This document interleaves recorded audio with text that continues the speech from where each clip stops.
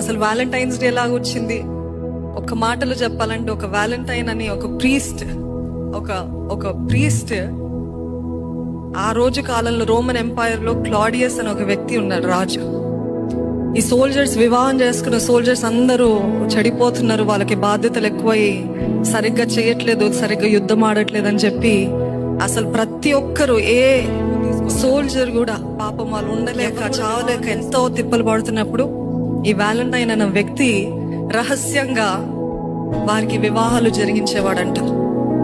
రాజుకి తెలియకుండా వివాహాలు జరిగించాడంట. రాజు ఎన్నోసార్లు వార్నింగ్ ఇచ్చాడంట.